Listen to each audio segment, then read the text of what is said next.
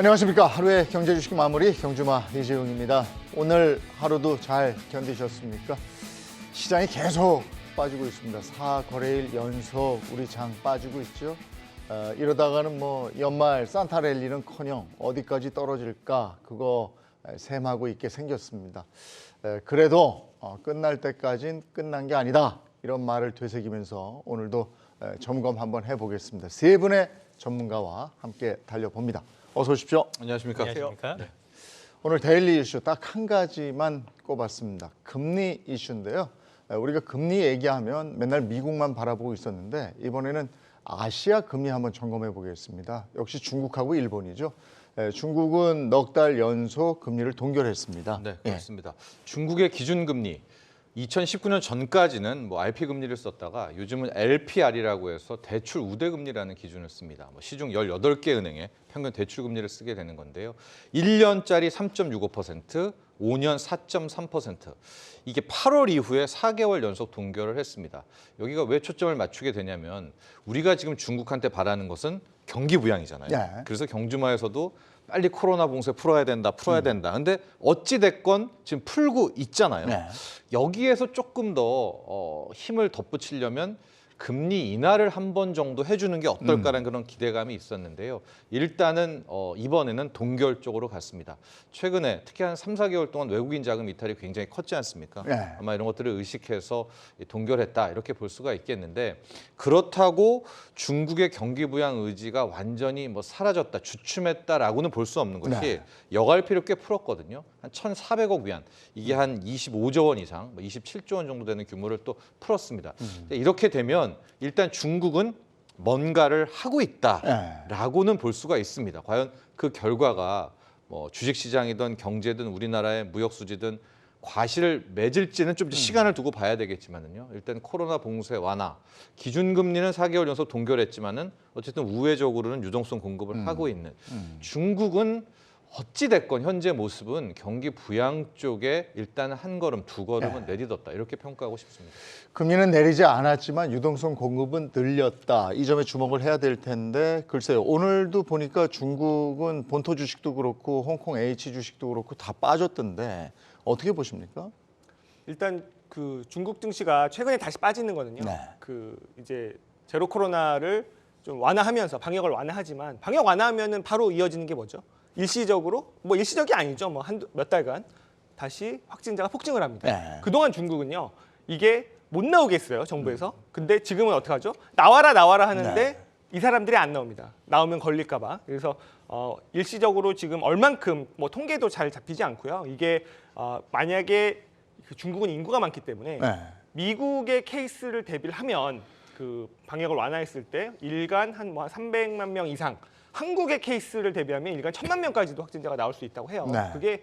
그게 일단 방역 완화죠. 이렇게 위드 코로나죠. 이런 것들로 인해서 일시적으로는 어쨌든 소비나 이런 것들이 바로 살아나기는 어려운 고비를 넘어가야 되기 때문에 네. 이런 부분을 거칠 때까지는 조금 더 변동성이 있을 것 같습니다. 근데 중국도 여러 가지로 어렵다는데 이런 여러 가지 지금 일련의 노력들이 시장에서 먹힐 것인가 이런 부분은 또 주목해야 되지 않겠습니까?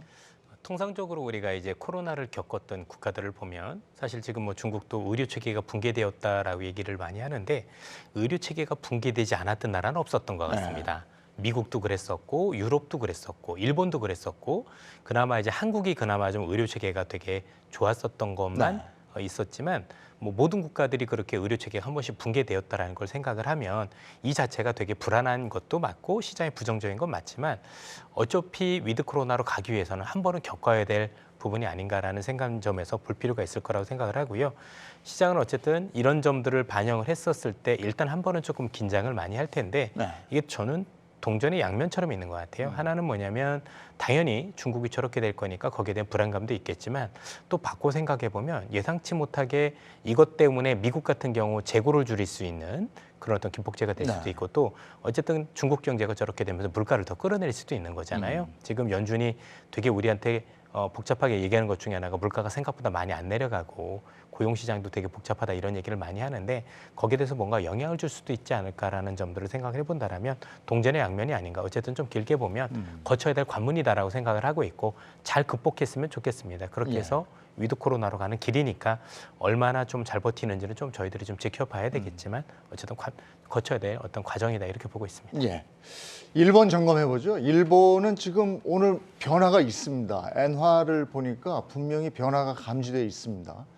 근데 보니까 금리의 허용폭을 장기 금리의 허용폭을 0.5% 이러면 금리를 올리겠다는 얘기인 거죠? 사실상 금리 인상이다 이렇게 예, 볼 수가 있는데요. 오늘 아마 주식 투자하시는 분들은 화요일 날 동그라미가 쳐져 있었을 겁니다. BOJ, 일본 중앙은행 이런 은행의 정책 결정 회의가 있는 날이었고요.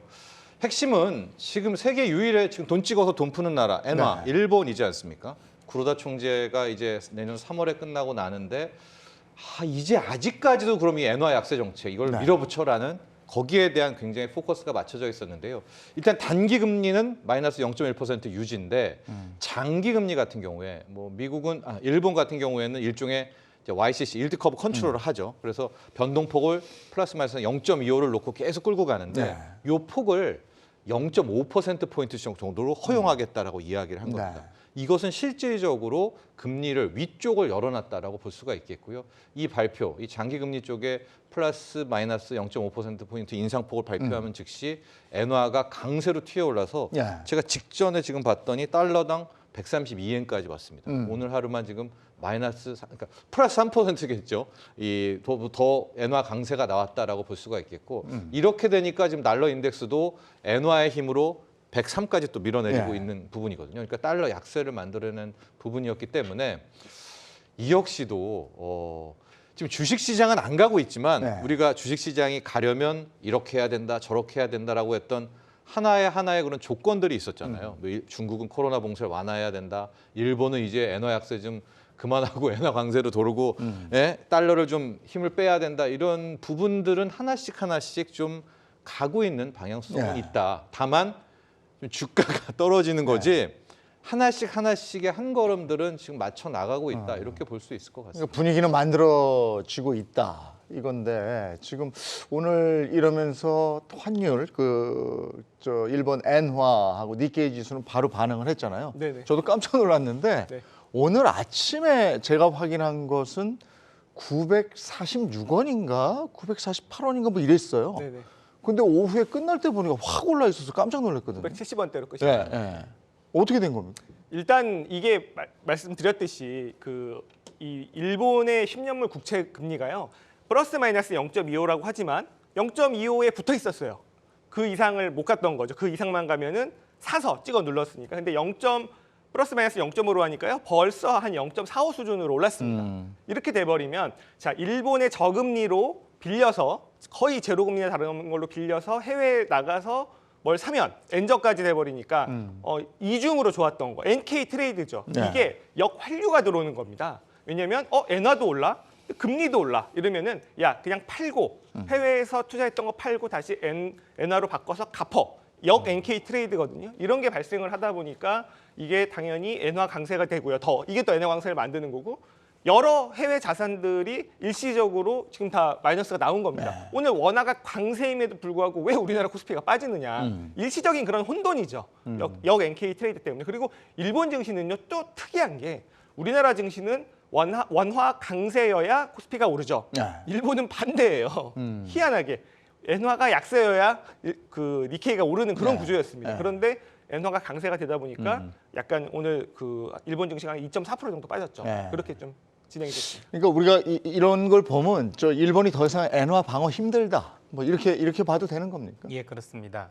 현재 이 정책을 이제 풀게 된 가장 큰 요인을 그동안 제로금리 정책의 한계를 느껴왔기 때문이다라고 볼 수가 있을 것 같고 굳이 지금 시기를 이렇게 택했던 가장 큰 이유는 최근에 미국 국채 금리가 많이 떨어졌지 않습니까? 그래서 나름대로 현 시기가 이거를 풀 수 있는 적기라고 생각을 했었던 것 같아요.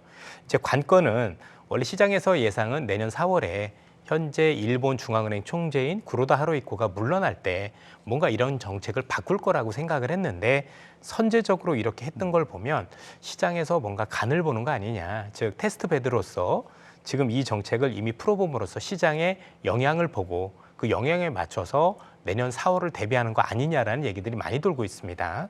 구체적으로 향후에 이러한 어떤 점들이 일본의 정책과 관련해서 어떻게 나와봐야지 봐야 되겠지만 만약에 이게 큰 그림으로 그려진다라면 우리 지점장님께서 말씀하신 그림이 그려질 수도 있거든요. 일단 우리 시장에서 오늘 일본이 이러한 정책을 쓰고 나서 외국인 매물이 더 늘지는 않았습니다. 그런 점들을 감안할 때 오늘 그 영향이 외국인들의 영향에 미쳤다라고는 보여지진 않지만 향후에 이런 것들이 어느 정도 가속화된다라면 우리 시장에 미칠 수 있는 영향 중에 하나라면 당연히 일본 투자자들 입장에서 해외 자산을 매각을 할 텐데 그중에 가장 큰 게 미국 국채일 가능성이 높거든요. 네. 그러면 미 국채를 팔게 되면 미 국채 금리가 오르고 사실 우리 시장은 미 국채 금리가 오를 때 부정적인 영향을 많이 받았잖아요.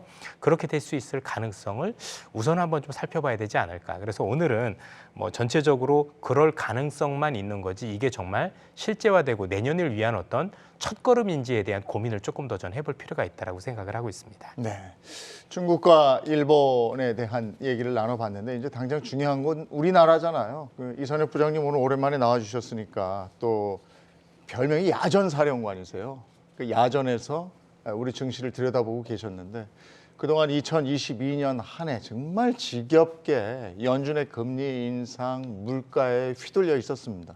일희일비가 아니고 계속 비만 있었던 것 같은데 어떻게 보십니까? 이런 얼음장 연말장 이게 내년까지 이어질 건지 이 연말의 산타랠리는 도저히 이제 더 이상 기대하면 안 되는 건지 어떻게 생각하십니까?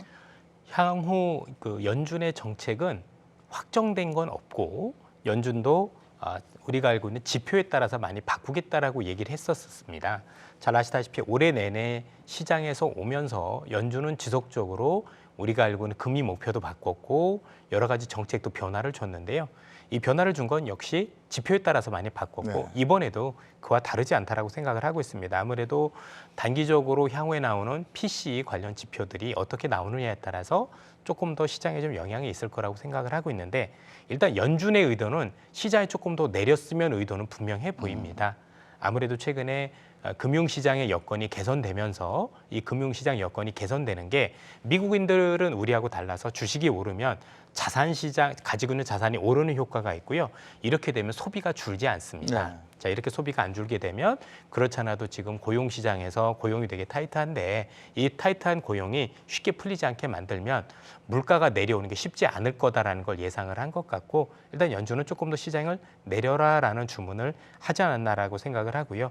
이러한 점들을 조금 더 반영할 가능성이 있지 않을까라고 생각이 좀 듭니다. 연준이 시장이 내리기를 바라는 이런 스탠스라면 지금 이제 매파적인 발언을 하고 이러는 것들이 시장에 그대로 반영이 되고 있는 거잖아요. 네. 그렇다면 이것은 이제 그 전 세계에 영향을 미치긴 하지만 근데 그쪽에서 나오는 얘기들 보면 2023년에는 동양이 좀 더 갈 수 있다. 네. 아시아 증시가 좀 괜찮을 수 있다. 이런 예측도 있어요. 네네. 그런 분석은 어떻게 생각하십니까? 일단 환율을 보고 얘기를 하는 거죠. 네. 2022년 올 한 해 가장 또 드라마틱했던 것 중에 하나는 슈퍼 강달러 아니겠습니까? 네. 그러면은 신흥국은 죽는 거예요. 그러니까 쓰러지는 나라가 나올 정도가 나오는 거죠. 근데 이게 미국 자체적으로도 부담스러운 수준이 돼버리니 그게 어쨌든 완화가 되고 있습니다. 근데 이게 내년도에는 어쨌든 금리 인상이 끝나고 나면 네. 이날을 한 해 안 한 해 뭐 시끄럽겠지만 달러는 조금 더 약세로 간다는 전망들이 있는 거고요. 그런 상황에서 또 이게 어쨌든 이 경기 침체가 오면서 기업 실적이 둔화가 될 텐데 그러면 이게 이미 많이 빠졌느냐 그리고 충분히 싸냐의 논란에서는 신흥국이 먼저 빠졌죠. 우리나라 증시가 미국보다 6개월 먼저 빠졌어요. 네. 그리고 훨씬 더 많이 빠졌고 더 싸죠. 이런 상황에서는 어쨌든 조금 더 쉽게 먼저 반등의 키를 잡을 수 있는 게 신흥국이라고 보는 전문가들이 있는 거죠. 이게 연준의 매파적인 스탠스에 대한 해석도 다르더라고요. 어떻게 보십니까? 저는 뭐 앞서 우리 이선영 의원도 얘기했지만 연준은 증시가 오르는 것을 원하지 않는 것 같아요. 예, 뭐 소비뿐만이 아니라 일단 미국인들의 특성상 주가 오르고 자신 재산 커진 것 같으면은 일터로 잘 안 나갑니다. 그러니까 일하러 안 나가니까 고용은 항상 또 타이트해지고요. 계속 임금은 올라가고 제롬 파월이 얘기한 것처럼 임금 상승률이 문제야. 뭐 이런 것 때문에라도 연준은 지속적으로 이제 주식시장의 상승을 좀 막고 있는 것 같고요. 최근에도 마치 약속이라고 한 듯이 오늘 새벽, 어제 새벽 뭐 돌아가면서 말폭탄을 지금 네.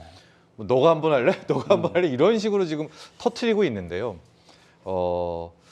저는 시장이 가장 똑똑하다고 봅니다. 항상 하고 시장이 가장 앞서간다고 보고요. 정말 말폭탄대로 긴축을 하고 뭐 5에서 5.25의 점을 찍었지만 이제 일부 이제 하락을 외치시는 분들 그거는 그런 거고 내년에 가면 뭐 5.5야, 5.75야 이야기를 하지만 그렇다면 달러가 다시 튀어 올라야 됩니다. 달러가 다시 적어도 110원까지는 갔어야 되는데 지금 105, 104, 지금 103대에서 움직이고 있거든요. 네. 근데 104, 105는 또 굉장히 중요한 이 라인이어가지고 이제 뭐 103에서 다시 내일 또 104 갈 수 있겠지만은 일단 103까지 달러가 힘이 빠졌다는 것은 지금 연준 의원들은 계속 말폭탄을 던지고 매파적 이야기는 하지만 시장은 그렇게까지 못할 거야라는 것을 저는 앞서가고 있다라고 보고 있거든요. 네. 그럼 달러가 저렇게 계속 약세가 된다. 그럼 국채 금리도 물론 오늘 같은 경우에는 일본이 뜻하지 않는 저런 이 장기 금리의 플러스 마이너스 0.5 이거 허용하면서 지금 오늘은 굉장히 10년물 좀 국채 금리가 튀어오른 것 같지만 큰 틀에서 저는 10년물 국채 금리도 떨어지고 달러도 약해지고 하고 계속 말로는 연준 위원들이 올린다 하지만 뭐 0.25 정도라든가 아니면 한두 달 정도 동결한다든가 인하는 안 합니다. 네. 그 효과만으로도 저는 달러가 쭉쭉쭉 힘이 빠지면 결국 달러 약세에 따른 달러 유동성장이 저는 올 가능성 뭐 이게 계속해서 뭐 몇 달 전부터 말씀을 드리는 거고요. 여기서 지금 현재 우리가 내년에 주식시장이 오를 거야라고 볼 때 기대되는 팩트는 달러 약세 말고는 없습니다. 그러니까 달러 약세가 안 나오면 진짜 위험한 거죠. 뭐 경기 침체, 경기 바닥이고 다만 생각 이상으로 달러 약세가 강해진다면 저는 달러 유동성을 가지고 뭐 원치 않는 혹은 뒤통수를 치는 뭐 역설적인 상승도 있다고 보고 있기 때문에 저는 뭐 매파 발언을 의식하기보다는 달러 인덱스를 더 보겠습니다. 오히려 그게 더 맞는 것 같습니다. 그러니까 미국 연준이 내년에도 계속해서 속도 조절을 할 뿐이지 금리를 계속해서 올리겠다 이렇게 얘기를 하는데 일각에서는 그게 과연 계속 그렇게 될 수 있을까? 지금 말씀하신 그런 부분들 미국 자체에 독이 되는 부분들이 있을 텐데 이렇게 얘기하는데 그 얘기도 맞는 얘기입니까? 정철준 평론가? 네, 맞아요 얘기. 예, 지금 뭐 10년물 국채 금리 한 30% 가까이 들고 있는 데가 연준입니다. 네. 뭐 금리 인상이라는 것이 고스란히 연준에 또 손실로 잡히는 거고요. 그런 말씀들 많이 하시죠. 80년대 2차 오일 쇼크 왔을 때 폴 볼커가 기준금리를 20%까지 올렸다. 이상 올렸다. 그러니까 연준한테 맞서지 마라. 연준은 물가를 잡으려면 뭐 어떤 짓도 다 한다라고 하는데요. 그때 놓치지 말아야 될 부분은 당시에 미국 정부의 법정 부채는 3조 달러가 될까 말 거였거든요. 근데 지금은 미국의 법으로 정한 법정 채무 한도가 31조 달러인데 다 채웠습니다. 네. 이거 요번에 중간선거 끝나고 공화당 민주당이 합의해서 채무 늘려주지 않으면 또 디폴트네 뭐네 할 정도니까 그게 무슨 얘기냐. 재무부 입장에서는 정부 부채가 3조 달러일 때 금리가 올라서 내는 이자하고 31조 달러에 내는 이자하고 완전히 네. 차원이 다르고요. 여기에서 국채 금리가 더 오르고 뭐 올리고 긴축하고 기준금리를 막 6%, 7% 올린다? 재무부가 이자 내다 망합니다. 그런 상황이 있기 때문에 연준도 분명히 고민이 있을 거라고 봐요. 네. 저는 연준이 정말로 이게 막 한번 세게 물가 잡으려고 한 5.75, 6%의 기준금리까지 올린다면 저렇게 말로 할 것 같지는 않거든요. 예, 그런 상황이 저는 있다고 봅니다.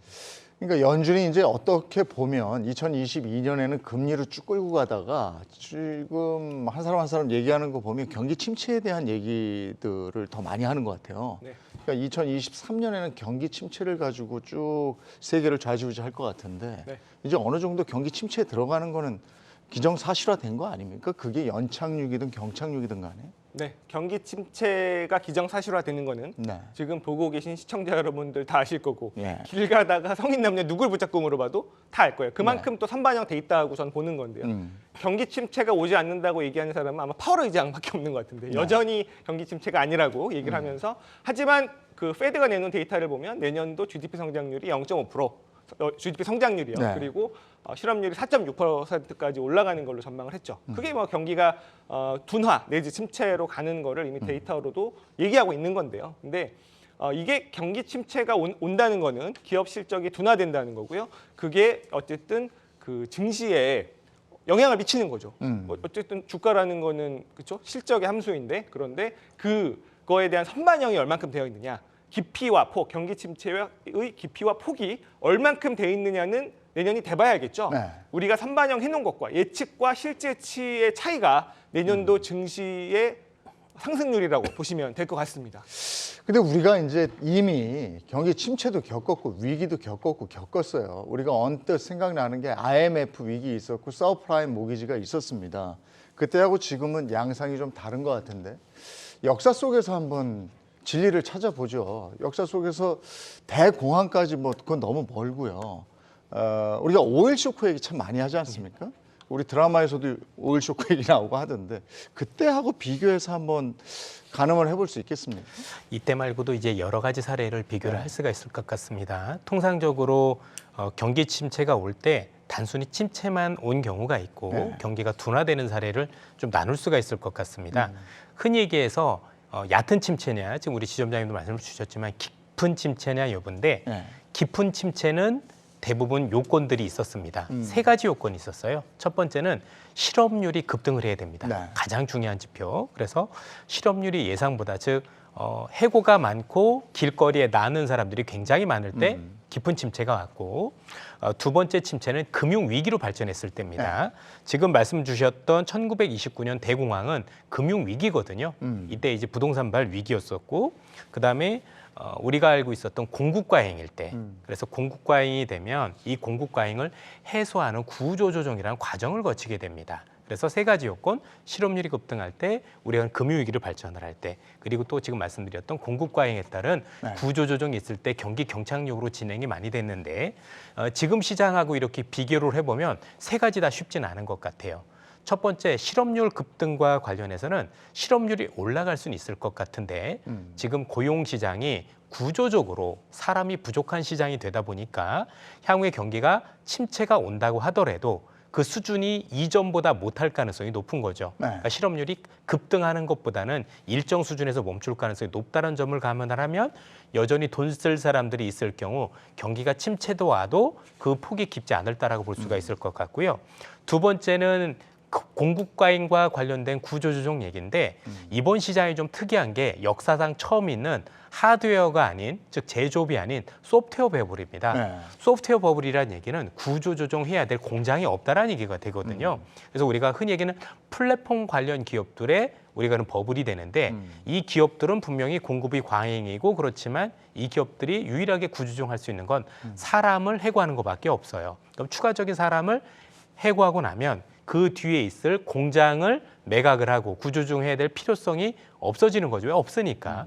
그러다 보니까 이 부분도 아니라고 생각을 하고 마지막으로 볼 수 있는 게 금융위기 가능성인데 앞서도 보여드렸지만 현재 있는 위기가 금융위기로 발전할 가능성은 이미 연준이 차단하고 있다라고 봐야 되겠죠. 그러면 세 가지 가능성을 놓고 봤었을 때 경기 침체는 피할 수 없다고 하더라도 그 침체 폭이 이전처럼 경착륙으로 갈 거냐에 대해서는 사실은 그렇지 않을 가능성이 높다라고 판단하고 있습니다. 다만 이런 큰 위기가 왔었을 때 통상적으로 위기로 발전하는 과정은 해결하는 과정은 두 가지로 나눠볼 수가 있을 것 같은데요. 첫 번째는 앞서 말씀드린 금융위기처럼 한 번에 정말 크게 쇼크가 와서 해결하는 과정이 첫 번째입니다. 이 경우는 단기 충격은 굉장히 큰데 회복도 빠르다라는 장점이 있어요. 반면 이번 같은 경우는 제가 볼 때는 아주 오랫동안 이 위기를 시장에 조금씩 녹여나갈 것 같아요. 네. 시장 측면에서 얘기를 하면 금리 인상을 하더라도 나중에 내리는 폭이 예상보다 크지 않을 수 있는 거죠. 예컨대 지금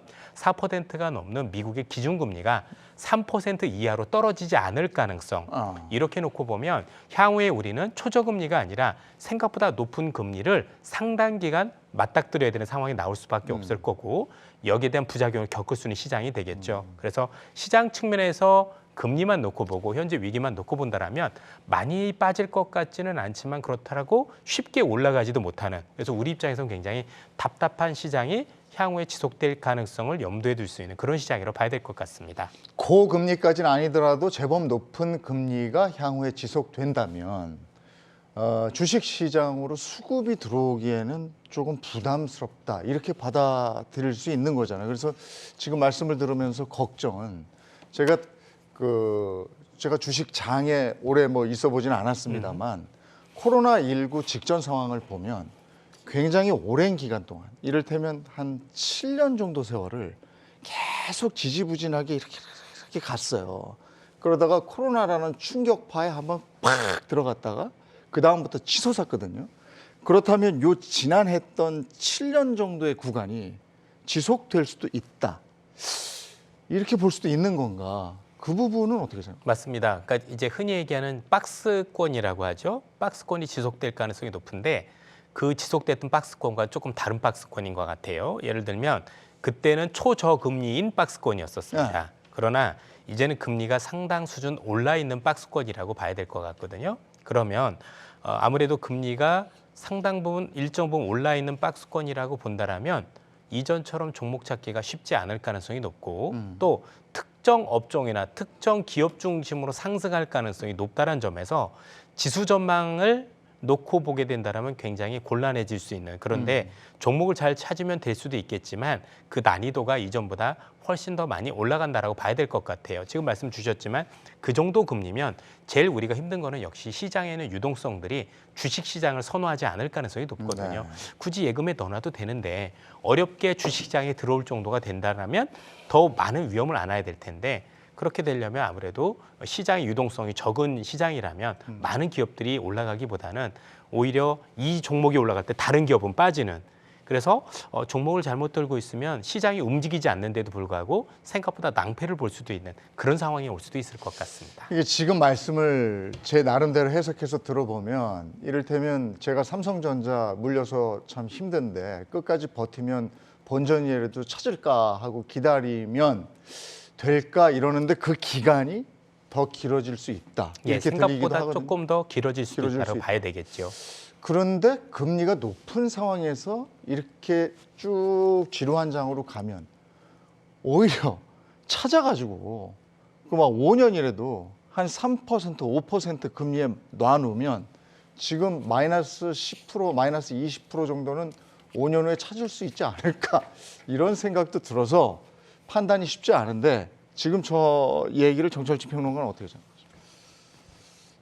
저는 좀 뭐 견해가 약간 다른데요. 예. 조건이 두 개 있는 것 같습니다. 저는 첫 번째로 말씀드렸듯이 달러 약세라는 조건 네, 달러 약세. 하고 이제 석유 시대의 종말이잖아요. 유가가 여기서 다시 치고 올라가서 네. 뭐 배럴당 $100를 수복한다는 이제 이 두 조건의 조합이 맞춰지게 된다면 여기서부터 저는 변수가 있다라고 보고 있고요. 네.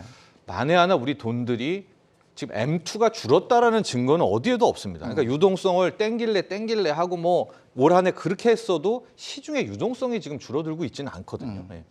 자, 이런 상황이 됐습니다. 근데 이제 내년이 오겠죠. 내년이 와서 미국 연준이 이제 약속대로 긴축을 계속 이어가는 겁니다.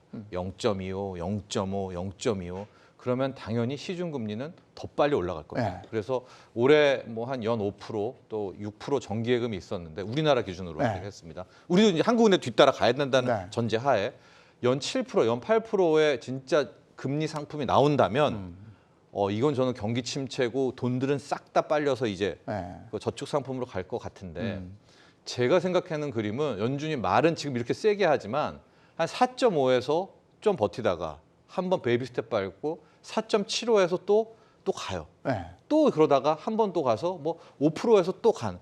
뭐 한 이 정도 선에서 그러니까 즉 이게 올린 것도 아니고 뭐 내린 건 절대 없지만 금리 인하는 거의 멈춰 서 있는 이런 느낌이라면 네. 저는 지금 오히려 시중 금리들이 더 못 갈 것 같거든요. 네.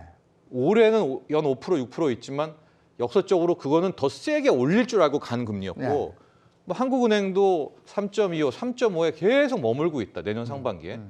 그러면 달러는 당연히 약세가 될 거고요. 그렇다면 돈의 특성상 저는 저축으로 안 갈 것 같습니다. 네. 이게 다시 한번 일종의 머니 게임으로 가서 실물 자산에 달라붙을 것 같고 네. 다만 달러 약세이기 때문에 미국은 아니고요. 네. 비미국권, 그러니까 즉 신흥국이라고 저는 보고 있거든요.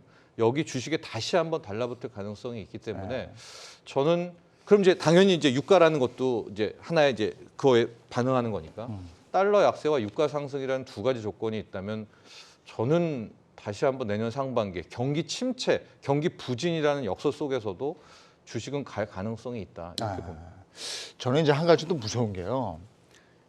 지난번에 연준에서 금리를 올리고 막 이랬음에도 불구하고 그 우리 금리도 올랐음에도 불구하고 지금 사실 어떻게 보면은 은행권의 예적금 금리 이거는 지금 어느 정도 유지하고 있어요. 네.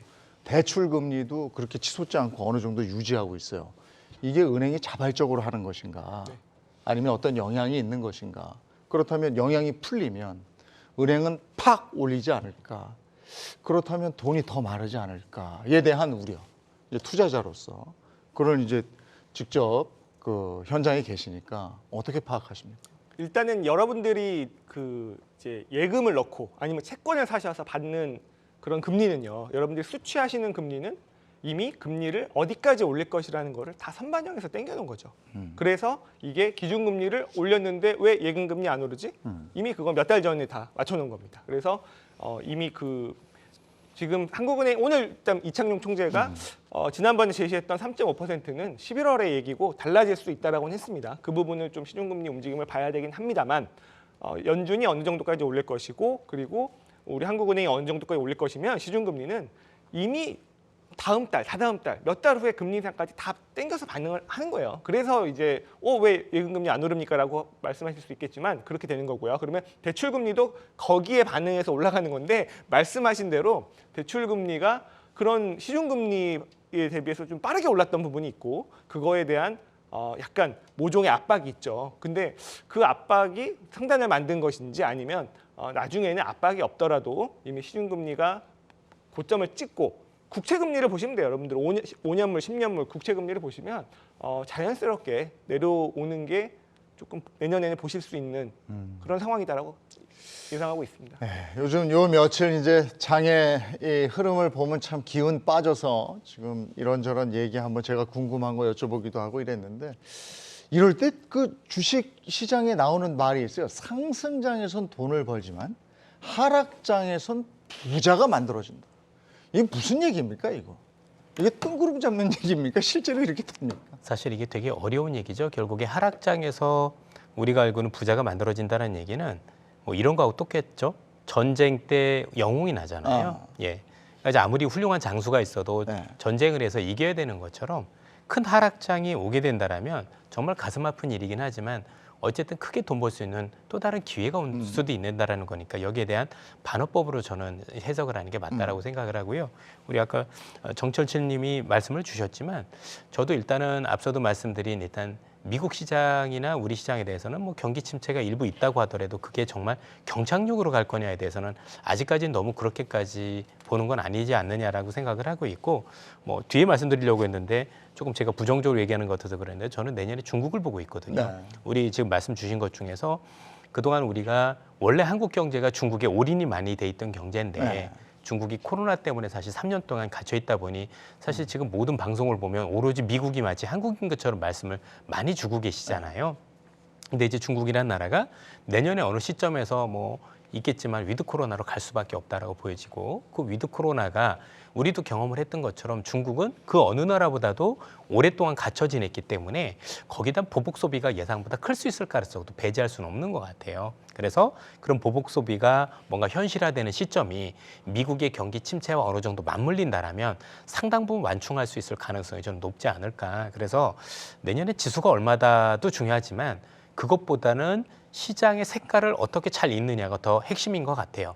미국 경제 안 좋은 걸 반영을 하겠지만 또 중국의 보복 소비가 있는 것도 반영을 할 가능성이 높고 어차피 중국은 인플레이션이 지금 없는 나라 유일한 국가 아닙니까? 그래서 이게 진짜 불행인지 다행인지 알 수는 없지만 미국이 식어가는 과정에서 중국이 다시 밑바닥부터 치고 올라오는 네. 이게 어떤 이 시기가 맞물려 떨어질 수 있다면 우리한테는 저는 의외의 호재가 될 수도 있다고 생각을 하고 있어요. 예. 그러면 이제 그 국내 주식으로 돌아와서 지금 가장 많은 분들이 속상해하고 있는 부분이 연말에는 대형주 랠리를 한번 기대를 했었는데 내가 담고 있는 대형주 그냥 개별 종목은 잘 모르겠으니까 아마 대부분의 분들이 조금씩 떨어질 때마다 오늘도 그게 보였어요. 삼전 오늘 막 떨어지니까 많은 분들이 담았어요. 그 소위 얘기해서 이제 물타기를 하시는 건지 계속 조금씩 떨어질 때마다 담고 했어요. 이렇게 기대를 하고 있는 삼성전자, 또 SK 하이닉스, 네이버, 카카오, 현대차 뭐 이런 것들 어떻게 되는 건가? 계속해서 지금 52주 신저가 기록하고 있는 현대차는 어떻게 되는 건가? 내가 담고 있는 것들이 대부분 이런 것들일 텐데 이게 계속 지속될 것인가? 지금이라도 어떻게 건드려 봐야 되는 건가? 우리나라 주식시장을 좀 보면은요, 인플레이션 시대가 네. 있고요. 또 상대적으로 물가가 낮았던 저물가 시대에 그 스타가 좀 명확히 엇갈리는 부분들이 있습니다. 이 직전에 코스피가 1000을 돌파하고 2000을 돌파하고 갔었던 2007년대를 보면은요, 그땐 조선주, 현대중공업 네. 이 열풍이었었고 당시에 삼성전자는 올랐지만 절대 스타가 아니었었습니다. 그래서 제가 그때 당시 이제 뭐 현직 기자였었는데 삼성전자의 뭐 임원이 그때 당시 가장 컸던 자산운용사를 찾아가서 왜 우리 삼성전자를 이렇게 외면하느냐 뭐 이런 것도 특종 기사로도 쓰고 그랬었는데 그때는 못 가요. 그게 이제 근데 2007년이 어떤 해였냐? 2008년까지 상당한 인플레이션 시대였었거든요. 그때도 뭐 5%, 그때는 주택담보대출 금리가 거의 9%대, 8%대였었던 그랬나요? 그런 시절이었는데도 코스피가 2,100을 갔고요. 근데 그때 주도주는 굉장히 뚱뚱한 조선주와 실물 관련한 주였었습니다. 자, 그리고 나서 이제 물가도 떨어지고 금리도 떨어지고 뭐 2013년, 14년, 15년 이 저물가 시대에서는 IT가 진짜 잘 달렸죠. 네. 삼성전자가 이제 스타가 됐고 다시 인플레이션이 오게 되니까 삼성전자 다시 힘 빠지고 그리고 네이버 카카오라고 불리는 이 플랫폼 주식도 정확히 수수료를 따먹는 거기 때문에 경기 부진, 경기 침체에는 주가가 안 됩니다. 그러니까 이제 이쪽 섹터는 오케이 됐어. 네. 그럼 이제 여기에서 선수가 등장해야 되는데 네. 어쨌든 선수가 정유화학주, 뭐 우리가 알고 있는 거는 뚱뚱한 주식, 뭐 자동차주고요. 이제 신재생이니까 에너지주, 뭐 이렇게를 포트를 잡았는데 지금 우리의 딜레마는 못 가고 있는 겁니다. 네. 그러니까 여기에 지금 이제 저물가 시대 한 세트는 됐고요. 그 다음에 새로운 스타를 원하는데 스타의 출발은커녕 지금 못 가고 있는 이런 상황이 되고 있거든요. 그러니까 여기에서 굉장히 좀 딜레마에 빠지는 것 같아요. 이게 일시적인 현상인가? 한번 네. 포트 교체에 따른 이대로 실은 더 완전히 밑으로 밀어버리려고 그냥 게임을 끝내려고 하는 건가? 이 단초는 저는 달러만 봐야 된다고 봅니다. 네. 여기에서 달러가 강세면은 실은 후자가 맞을 것 같아요. 이제 판 다 끝났어, 문 닫을 거야라고 하는데 여기서 달러 약세가 더 빠르게 나온다면 그동안 못 갔던 당시 2007년에 현대중공업 같은 네. 그쪽이 한번 시세를 줘야 된다라고 보고 있습니다. 지금 이제 제가 얘기한 이 대형주들 얘기할 때마다 참 그 투자자들, 개인 투자자들 가슴이 답답하시잖아요. 그리고 또 많은 분들이 배터리 관련해서 2차 전지 담았는데 가다 말았죠. 그리고 끝물 잡으신 분들은 지금 손해가 또 이만저만이 아니십니다. 근데 최근에 이제 조금 위로받았다고 하는 게 이제 제약 바이오주. 이건 이제 조금 괜찮았고 그다음에 컨텐츠 관련주 있었는데 이것도 불안불안하잖아요. 이게 가줄까에 대한 생각이 있거든요. 어떻게 보십니까? 일단 개별적으로 접근하는 업종으로 보시는 게 맞고요. 절대 뭐 장기로 보시는 업종이 아니라 네. 그리고 여러분들 되게 좋아하시는 업종이에요. 제약 바이오 좋아하시고 뭐 컨텐츠 게임주 이런 것도 좋아하시는데 이런 것들은 굉장히 그 어두운 터널을 지나고 끝나서 좀 좋아지기 시작한 초입이 있습니다. 막 불이 붙기 시작하는 초입. 그때 관심을 가지시면 좋은데 뭐 컨텐츠는 일단 사실은 또 한번 좀 휩쓸고 간 것 같고 네. 그리고 뭐 제약바이오가 이제 어쨌든 원래 1월에 항상 한번 또 관심을 가지는 업종인데 그동안 한 2년 고생했죠. 좋아지는 초입이 보이면 그때는 관심을 가지시면 좋은데 이렇게 정말 망가졌다가 올라간 초입에 관심 가지시면 좋은데 보통 관심을 언제 가지시느냐?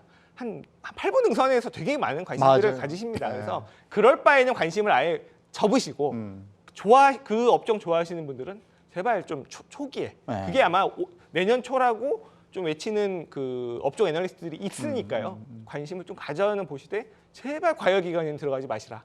좀 조언드리겠습니다. 근데 그게 먼저 안 보여요. 다 오르면 보이죠 원래. 아니 이거 오르면 내가 저걸 내가 왜 못 담았지 하고 끝에 들어갔는데 그게 끝물일 확률이 크기 때문에. 자, 근데 외국인의 동향 한번 보자고요. 오늘은 외국인들이 또 빠졌어요. 요즘에 계속 외인들이 빠집니다. 그런데 소리 소문 없이 외국인들이 지분을 높이고 있는 주식이 있어요. 그거 한번 점검해 보죠. 어떤 겁니까? 뭐 잘 아시다시피 이제 흔히 얘기하는 굴삭기 관련 기업들, 현대건설기기라든가 뭐 두산인프라코어도 있을 거고, 그다음에 이제 고려아연 관련 기업들, 또 이제 현대일렉이라 그래서 전기와 관련된 송배전 또는 변압기 관련 기업이라고 볼 수가 있을 것 같고요. 두산밥켓도 우리가 알고는 이제 건설과 관련 기업이라고 봐야 되는데 공통점들은 이제 인프라를 구축을 할 때 가장 앞단에 있는 기업이라고 봐야 되겠죠. 조금 우리가 상상력을 동원을 해보면 지금 글로벌 시장에서 저는 많은 변화가 일어났다고 생각을 하고 있고, 그래서 주식하는 사람들은 경제도 중요하지만 그거보다 더 중요한 건 변화입니다.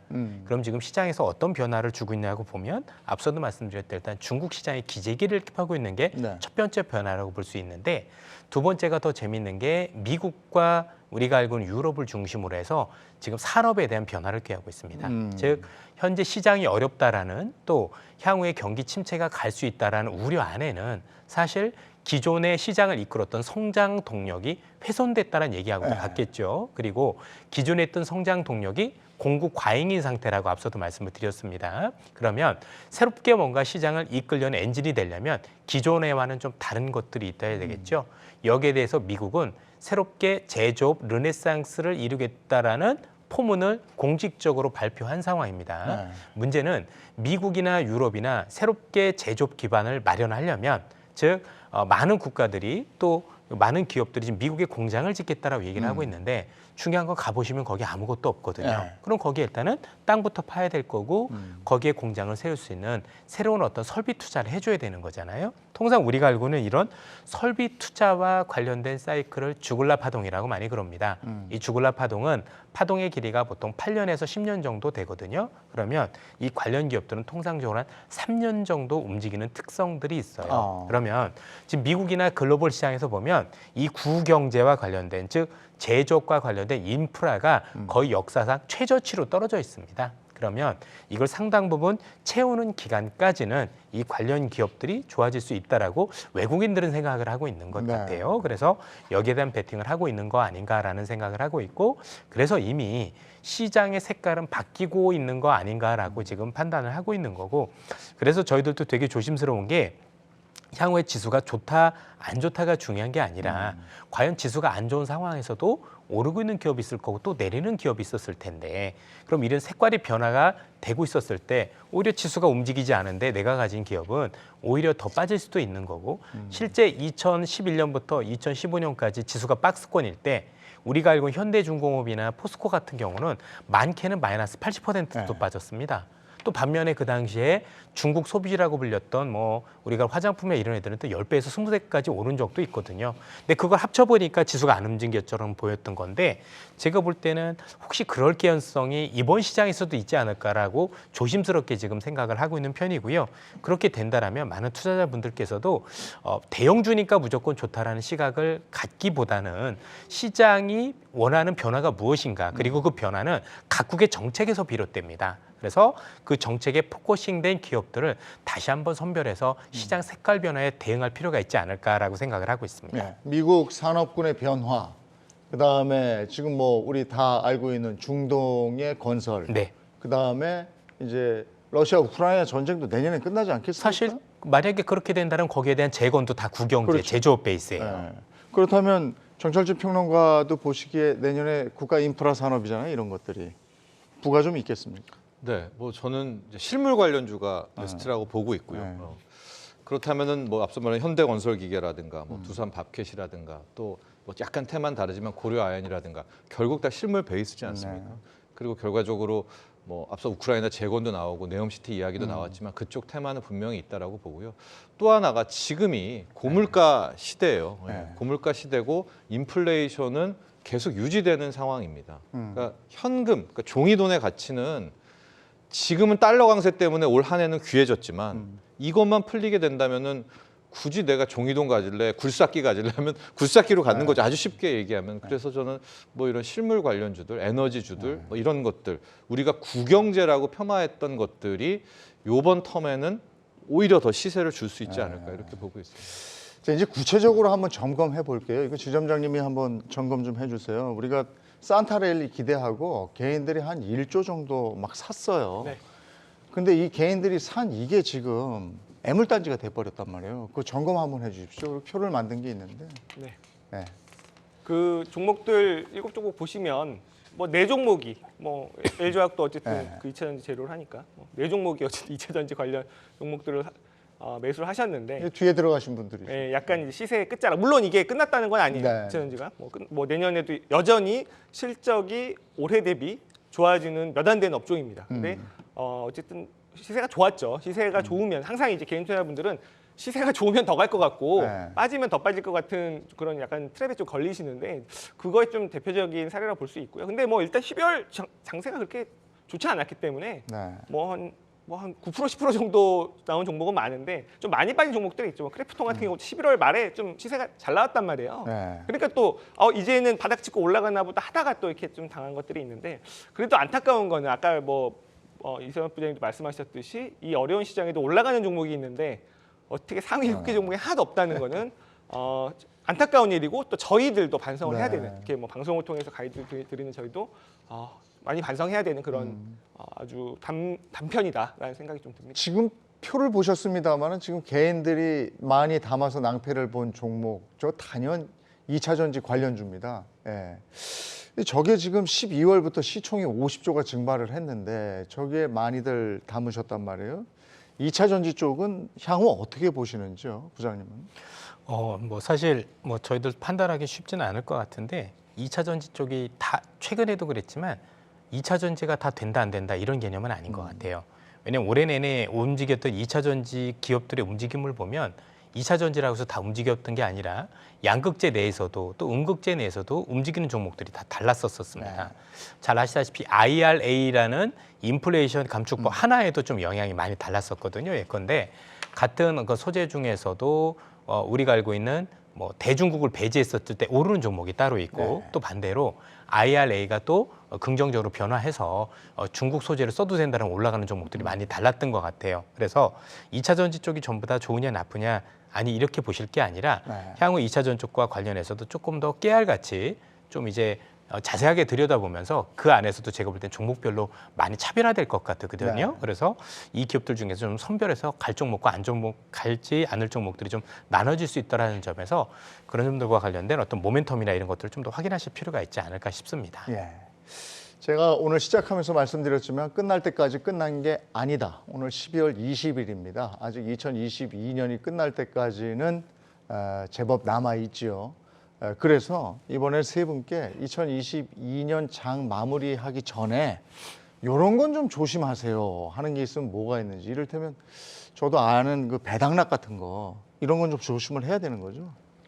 네, 근데 뭐 조심한다기보다 이제 전략적인 거죠. 네, 네, 배당주 투자라고 하는 것은 이제 배당을 받고 그냥 뭐 장기 투자를 할 분은 그냥 하시면 될 것 같고요. 나머지 두 분들 배당을 먹을 것인가 아니면은 그때 주가 차익을 먹을 것인가인데요. 그러니까 이제 배당주를 찍어 놓고 따라 붙은 다음에 배당 전에 팔고 나오시든지 아니면은 찍어 놓고 배당까지 보고 그냥 배당나가 맞을 것인지 거기에 대한 판단인 것 같습니다. 예, 또 뭐 반대로 생각해 보면 연말에 이런 것만 염두에 두시면 2023년에 다시 한번 의시해 보실 수 있습니다 하는 게 있으면 그것도 좀 알려주시고. 저는 일단 한 번의 고비가 그 4분기 기업 실적이 발표되는 이제 1, 2월이 되겠죠. 그러면서 애널리스트들이 기업의 이익 추정치를 뭐 또 한 번 하향할 수 있는 그거를 마지막 좀 저는 고비로 보고 있는데요. 그 고비만 넘기면 분명히 기회가 온다. 그 인간의 사고는 관성이 있기 때문에 작년도 이맘때쯤에 올해처럼 이렇게 나쁠 거라고는 예상하기 어려웠을 거예요. 네. 그동안 좋았으니까 특히 미국 증시는 더 계속 연말까지 좋았으니까요. 근데 지금은 낙관적으로 전망하기가 쉽지 않죠. 왜냐면 이렇게 계속 내렸기 때문에 관성이 지금 젖어든 거예요. 근데 분명히 저는 한 번의 고비, 그 1, 2월에 한 번의 고비를 지나고 나면 기회가 있을 것이고, 그러나 2020년, 21년 중반까지 다 오르던 해, 그리고 작년에 웬만하면 다 빠지던 해에서 내년은 다 오르지도 다 빠지지도 않은 부장님 계속 말씀하시는, 그래서 굉장히 업종 간 종목 간 차별화가 심할 거기 때문에 포트폴리오 리밸런싱을 잘 준비해야 되는 연말 연초가 될 것이다 라는 생각이 듭니다. 그래서 개인들은 더 힘든 장이 내년에도 지속될 것 같은 느낌이란 말이에요. 올해도 사실 우린 다 힘들었지만 진짜 선수들은 여기서 보석 같은 종목을 찾아내서 승률이 좋았단 말이죠. 그거 어떻게 찾습니까, 그런 걸? 생각보다 쉽지는 않습니다. 왜냐하면은 저도 이제 오랜 기간 경험을 해보면서 느낀 건 올해 시장의 난이도는 사실 역대급이었었어요. 개인 투자자분들이 그다음에 많은 경험이 없으신 분들 입장에서 좋은 종목을 찾는다라는 게 너무 어려웠을 것 같은 게 대표적인 사례가 이렇게 지수가 어려운데 올라가는 종목들이 꽤 있었던 사례도 없습니다. 네. 통상적으로 원래 지수가 하락을 하면 대부분 거의 모든 종목이 다 하락을 합니다. 그리고 세 판이 짜지는 데까지 시간이 꽤 오래 걸리거든요. 그런데 이번 시장이 이전 시장에 비해서 특이한 게 뭐냐면 제가 좀 사례를 들어드리면 편할 거라고 생각을 하는데요. 1999년에 닷컴버블이 있었잖아요. 네. 그럼 닷컴버블이 끝나고 나서 그 다음에 2000년부터 모든 종목이 다 빠졌어요. 신경제도 빠지고 구경제도 다 빠졌습니다. 그럼 언제 시장이 반등을 했느냐? 2001년도 12월에 중국이 WTO에 가입을 합니다. 그러면서 본격적으로 중국의 산업화라는 게 되면서 올라갔죠. 중요한 건 그동안 텀이 상당 부분 있었기 때문에 많은 투자자분들이 하락장이면 아무것도 안 했어도 됐어요. 네. 그래 뭐 그다음 성장 동력이 나올 때 기다리면 됐었었고 또 2008년도에도 그랬어요. 2008년도에도 그때 중국의 산업화가 끝나고 나서 와장창 다 빠져서 모든 종목이 다 빠졌습니다. 그리고 새로운 종목이 나왔던 건 역시 중국의 소비주였는데 역시 시차가 있었거든요. 그런데 이번에는 플랫폼이라는 어떤 대전제가 와르르 무너지긴 했는데 그 무너지면서 미국의 제조업에 대한 베이스가 동시에 들어온 거예요. 자, 일단은 시장은 누가 봐도 하락이고 그것도 큰 하락입니다. 앞으로도 더 하락할 수도 있고 그런데 새롭게 새싹이 나오는데 여기에 대해서 눈길이 안 가는 거죠. 왜? 하락인데 하락장이고 어려운 장이고 앞으로도 경제가 어려워진다는데 감히 우리가 종목을 찾으려는 생각까지도 이게 미치질 못하는 거예요. 제가 볼 때는 내년에도 그럴 가능성이 높은 거죠. 왜냐하면 지금도 내년 경기 침체가 온다라고 하고 소비가 줄어든다는데 우리가 종목을 사야 돼. 그런데 지금 오르는 종목 보니까 전부 다 또 정부 소비인 거예요. 여기서 또 알겠습니다. 비껴나 있고. 네. 아이고 이렇게 힘든 구간을 또 지내고 있습니다. 사실 12월 들었으면서 중간중간에는 좀 희망이 좀 있었는데 야, 이게 올 2022년 끝까지 만만치 않습니다. 그렇지만 처음에 시작할 때 제가 했던 얘기 끝날 때까지 끝난 게 아니다. 한번 보시죠. 예, 우리 경주마도 여러분의 성투를 돕겠습니다. 내일도 장 끝나고 다시 와서 분석해 보죠. 고맙습니다.